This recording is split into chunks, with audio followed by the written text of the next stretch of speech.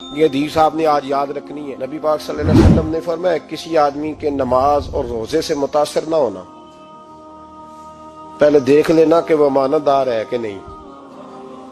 کسی کے نماز روزے سے متاثر نہیں ہونا، پہلے دیکھ لینا کہ دیانت دار ہے کہ دیکھنا لوگوں کی جیبوں پہ کتنی نظریں ڈالتا ہے۔ فرمایا بہت سارے نماز روزے والے دھوکے بازی کرتے ہیں، دیانتی نہ کریں، اپنے عہدے کا پاس رکھیں، اپنے منصب کا خیال رکھیں۔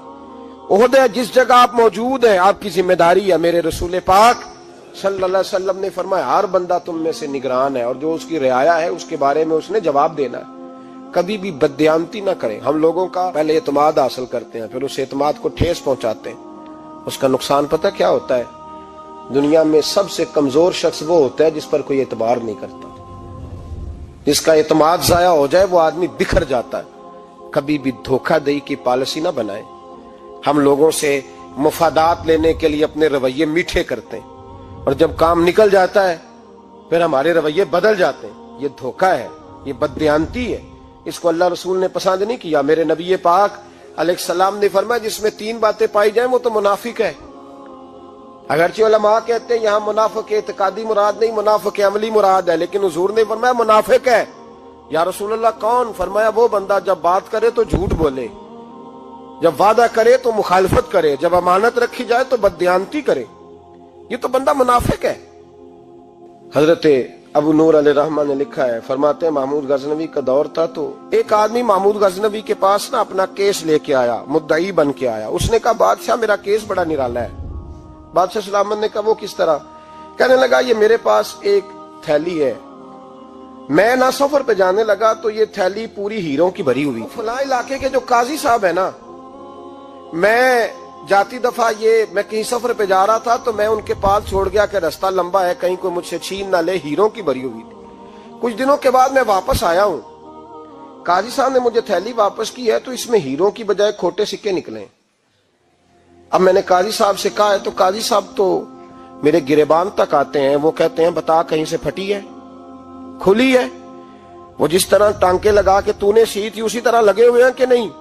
تو حضور لگے بھی بالکل اسی طرح ہے، نہ پھٹی ہے نہ کھلی ہے۔ اب میں لٹ گیا ہوں، میری کل عمر کی کمائی ضائع ہو گئی، کھوٹے سکے کہاں اور ہیرے کہاں؟ تو مہربانی کریں، اور آپ کی بارگاہ میں اللہ رسول کے نام پر حلف دیتا ہوں کہ میں ہوں بالکل سچا۔ محمود غزنوی کہنے لگے تو جا، تھیلی چھوڑ جا، اور جب میں تجھے بلاؤں گا پھر دوبارہ آنا۔ وہ شخص چلا گیا۔ محمود غزنوی اٹھے، دربار برخاست کیا، لوگوں سے کہنے لگے چلے جاؤ، میں 3 دن کے لیے سیر کرنے جا رہا ہوں، 3 دن کے بعد لوٹوں گا۔ اکیلے جب رہ گئے نا محمود دربار میں تو محبوب نے چھری منگائی۔ وہ جس تخت پہ بیٹھتے تھے وہاں گدا بچھا ہوا تھا، یہ گدا پڑا ہے نا، وہ گدا بچھا ہوا تھا۔ محمود نے چھری کے ساتھ اس کو پھاڑ ڈالا اور چھری جیب میں رکھی نکل گئے۔ کہنے لگے میرے بعد کوئی میرے دربار والے احاطے میں داخل نہ ہو۔ محمود چلے گئے۔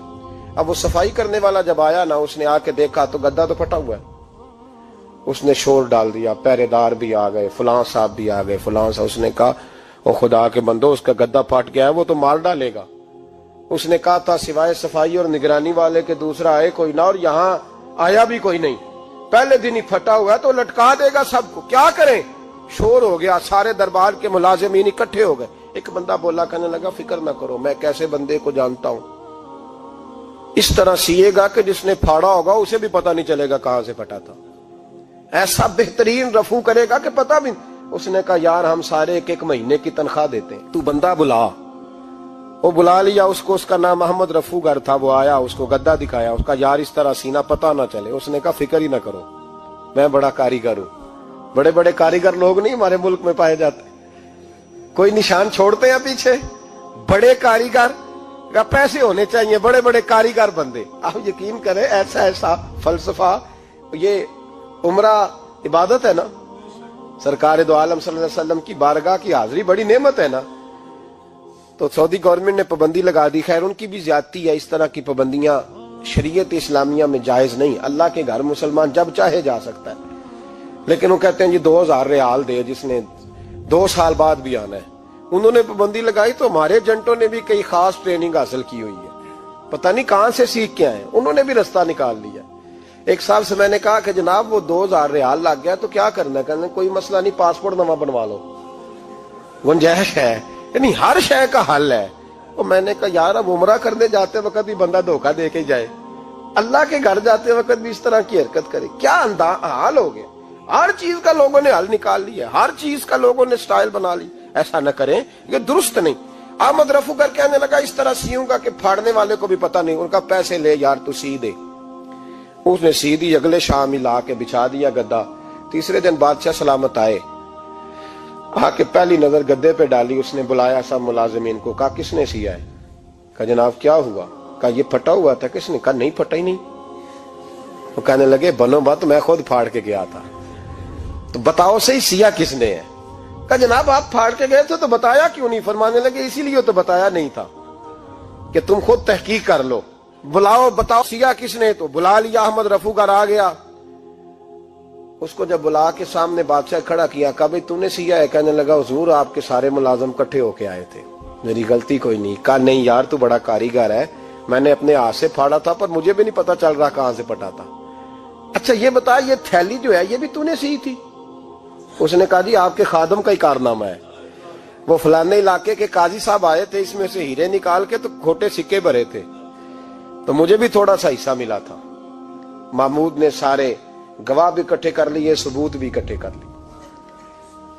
फिर काजी को बुलाया, पहले सारे सबूत और गवाह केस हल कर लिया। फिर हमारे यहाँ ये हाल होता है कि मुदई 2-3 हफ्ते के बाद खुद ही हाथ बांध जाता है, कहता तुसी मेरी जान छड़ो, मुजरम फड़ो भावे ना पड़ो। वो कहता है मुझे माफी दो, मैं रहा। जुल्म है ना, जुल्म ज्यादती है कि जो बेचारा इतने सवाल मुजरम से नहीं होते जितने मुदई से होते। आप यकीन करें इतने सवालात होते, बेचारा हफ जाता है। ये तरीका दुरुस्त तो नहीं। एक लुट गया और दूसरा तरह तरह के सवालों के जवाब देता फिरे बेचारा। सारे सबूत इकट्ठे करके काजी साहब को बुलाया, तन्हाई में ले जाके। महमूद गजनवी ने कहा काजी साहब आपसे गलती हो गई, गरीब आदमी था, वो लुट गया है, उसने तो बड़ी मुश्किल से कुछ हीरे जमा किए थे और उसकी कुल कायनात थी, तो आप उसका माल उसे दे दे, बात खत्म। काजी साहब कहने लगे आप मुझ पे इल्जाम लगा रहे हैं, सवाल ही नहीं पैदा होता। आप मेरी दाढ़ी देखें, आप मेरा एजाज देखें, दुनिया जानती है मैं इस तरह। काजी साहब इंसान भूल ही जाता है, बंदा भूल जाता है, गलती होगी माल ने। कहा नहीं सब, कहा मैं तन्हाई में पूछ रहा हूं, मैं उस वक्त पूछ रहा हूं जब दूसरा मौजूद कोई नहीं। आज तौबा कर ले, मैं कुछ नहीं कहूंगा, तू मेरी जुबान पे एतबार कर, तुझे पता है मैं जो कहता हूं उस पे अमल भी करता हूं, बाज आ जा। पर काजी ने कहा नहीं मेरी गलती कोई नहीं। महमूद ने फिर भरे दरबार में बुला लिया। मजमा आम में मोहलत के दिनों में जो तौबा कर ले वो बच जाते हैं, लेकिन लोग रुस्वाइयों के दिनों में फिर वापस लौटते हैं अगला घर देख के, फिर हालात और तरह के हो चुके होते हैं। जब भरे दरबार में काजी को बुलाया, भाई तू मानता है कि नहीं? उसने कहा नहीं। तो कहा बुलाओ अहमद रफूगर को। जब वो अहमद रफूगर आया तो बूढ़े काजी की टांगे कांपने लगी, जुमले टूटने लगे, लफ्ज जमीन पर गिरने लगे, बात सही नहीं होती, जुबान लड़खड़ाने लगी। महमूद कहने लगे काजी मैंने तुझे कहा था वहां मान जा बात, अब भरे दरबार में बोल। तो जब काजी साहब की गर्दन खुद ब खुद झुक गई तो दुनिया समझ गई। कहा निकल जा मेरे दरबार से। महमूद बोले निकल जा, इतनी तुझे इज्जत दी, इतनी बड़ी तनख्वाह दी, काजी बनाया, और ये छोटी सी रकम के लिए, थोड़ी सी रकम के लिए तू बददियानत हो गया, चल चला जा, निकल। काजी दरबार से निकला तो लोग लानतें बरसाने लगे। कल जो दुकानें छोड़ के सलूट करने आते थे वो कहने लगे इसकी उम्र देखो, इसके काम देखो, देखो इसने क्या किया। घर गया, बच्चे जिनके लिए पाप कमाया था, जिन्ना ली तू पाप कमाए हुन किथे नहीं हो तेरे घर दे, वो बच्चे कहने लगे अब्बा जी हम तो स्कूल मदरसा जाने के काबिल नहीं रहे, उम्मीद थी कि बीवी साथ देगी।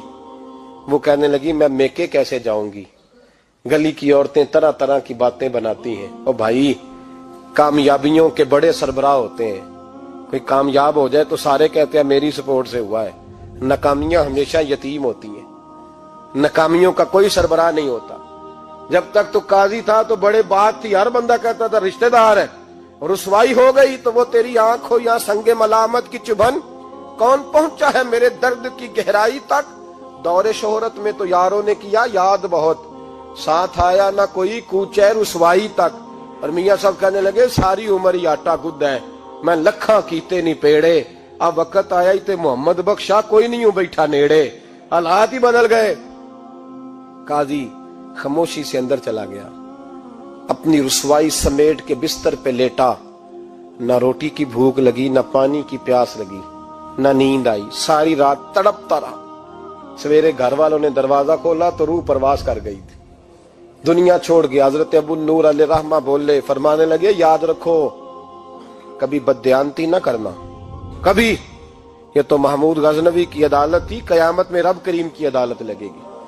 اور فرمایا وہاں تو گواہی دینے والا احمد رفو گر تھا، قیامت میں تو تمہارے اپنے ہاتھ پیر گواہیاں دیں گے، ہمارا اپنا وجود گواہی دے گا۔